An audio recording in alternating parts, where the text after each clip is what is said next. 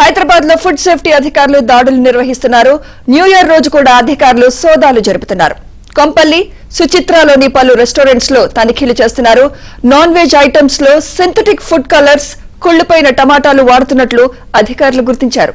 Kitchen పరిసరాలు పూర్తిగా అపరిశుభ్రంగా ఉన్నాయని ఫుడ్ సేఫ్టీ అధికారులు చెబుతున్నారు.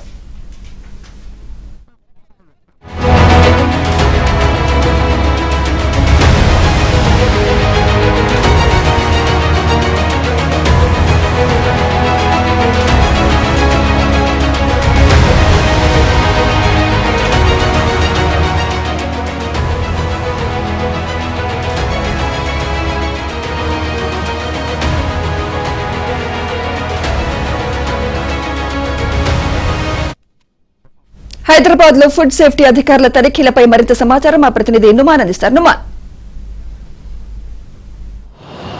సుమిత్ర, న్యూ ఇయర్ రోజు సైతం ఇటు జిహెచ్ఎంసీలో ఫుడ్ సేఫ్టీ అధికారుల దాడులు కొనసాగుతున్నాయి. అందులో భాగంగానే ఇటు కొంపల్లి సుచిత్రలో ఉన్నటువంటి పలు రెస్టారెంట్లు, హోటళ్ల మీద దాడులు చేసినటువంటి పరిస్థితి ఉందని చెప్పొచ్చు. ఇందులో భాగంగానే పల్నాడు రెస్టారెంట్, దాంతోపాటు ట్రైన్ థీమ్ రెస్టారెంట్, అదేవిధంగా ఉలువచారు రెస్టారెంట్ల మీద ఫుడ్ సేఫ్టీ అధికారులు దాడులు నిర్వహించారు. దాంతోపాటు మరికొన్ని రెస్టారెంట్లు, హోటల్స్ మీద కూడా దాడులు చేసి అక్కడ పూర్తిగా కిచెన్లో ఉన్నటువంటి పరిస్థితులు చూసి ఒక్కసారిగా ఇటు జిహెచ్ఎంసీ ఫుడ్ సేఫ్టీ అధికారులు సైతం అవాక్కైనటువంటి పరిస్థితి ఉందని చెప్పొచ్చు. మనం స్క్రీన్లో చూస్తున్నాము సిచ్యువేషన్ ఎలా ఉందనేది కూడా. జిహెచ్ఎంసీ ఫుడ్ సేఫ్టీ అధికారులు రిలీజ్ చేసినటువంటి ఫోటోస్. సో లోపల కిచెన్ లోపల పరిస్థితి ఎంత దారుణంగా ఉందంటే, ఫ్రిడ్జ్ లో పూర్తిగా తుప్పు పట్టినటువంటి ఫ్రిడ్జ్ లో రోజుల తరబడి నిల్వ ఉంచినటువంటి చికెన్, మటన్, ఫిష్ అలాంటివి కూడా గుర్తించారు.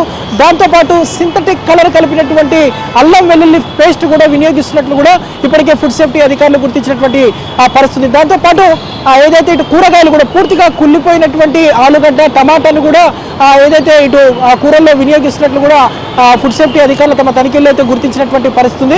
ముఖ్యంగా ప్రముఖ రెస్టారెంట్లుగా ఉన్నటువంటి ఉలవచారు కానివ్వండి, దాంతోపాటు ఇటు ట్రైన్ థీమ్ రెస్టారెంట్ కానివ్వండి, అదేవిధంగా ఇటు పల్నాడు రెస్టారెంట్, నిత్యం కూడా దాదాపు వందలాది మంది భోజన ప్రియులు ఈ రెస్టారెంట్కి వెళ్తూ ఉంటారు, క్యూ కడుతూ ఉంటారు. సో ఇలాంటి నేపథ్యంలో కనీసం నాణ్యత ప్రమాణాలు పాటించట్లేదనే దానికి మాత్రం ఇది ఒక ప్రత్యక్ష ఉదాహరణ అని చెప్పొచ్చు. దాదాపు 2 నెలలుగా గ్రేటర్ హైదరాబాద్ వ్యాప్తంగా కూడా ఫుడ్ సేఫ్టీ అధికారులు విస్తృతంగా దాడులు నిర్వహిస్తున్నారు. ఎన్ని మెరుపు దాడులు నిర్వహిస్తున్నా కూడా ఇటు హోటల్స్ నిర్వాహకుల్లో మాత్రం ఎలాంటి మార్పు అయితే రావట్లేదని చెప్పడానికి ఇది ఒక ప్రత్యక్ష ఉదాహరణ అని చెప్పొచ్చు.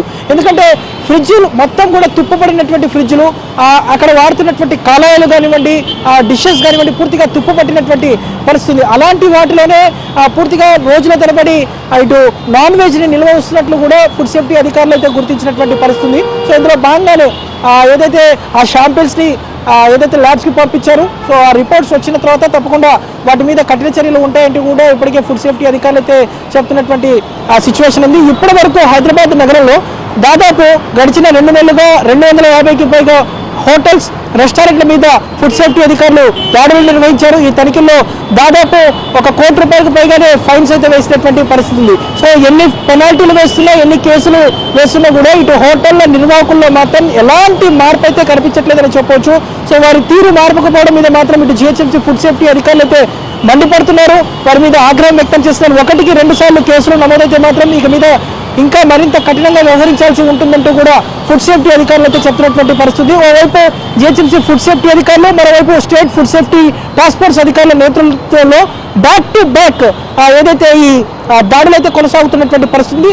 రానున్న రోజుల్లో ఇదే స్థాయిలో తనిఖీలు కొనసాగిస్తామంటూ కూడా ఇప్పటికే ఫుడ్ సేఫ్టీ అధికారులు కూడా చెప్తున్నటువంటి పరిస్థితి. ప్రస్తుతం మాత్రం ఇటు కొంపల్లి సుచిత్రలో చేసినటువంటి హోటల్స్, దాంతోపాటు రెస్టారెంట్లో చేసినటువంటి తనిఖీల్లో ఆ శాంపిల్స్ అన్ని కూడా ఏదైతే ల్యాబ్స్కి పంపించారు, నాచారం ఉప్పల్లోకి పంపించిన తర్వాత సో అక్కడ టెస్టింగ్ ల్యాబ్ నుంచి రిపోర్ట్ వస్తుంది. సో రిపోర్ట్ వచ్చిన తర్వాత మాత్రం వాటి మీద కఠిన చర్యలు ఉంటాయంటూ కూడా ఫుడ్ సేఫ్టీ అధికారులు అయితే చెప్తున్నారు. ప్రస్తుతం మాత్రం వారికి పెనాల్టీలు విధించారు. దాదాపు 3 రెస్టారెంట్స్ ఏవైతే ఉన్నాయో సో ఆ రెస్టారెంట్స్కి పెనాల్టీలు విధించారు. సో ఇందులో మనము పల్నాడు రెస్టారెంట్ ఏదైతే ఉందో, సో ఆ పల్నాడు రెస్టారెంట్లో పూర్తిగా రోజుల తరబడి నిర్వహించినటువంటి చికెన్, మటన్తో పాటుగా ఫ్రిడ్జ్ పూర్తిగా తుప్పుపట్టినట్టు గుర్తించారు.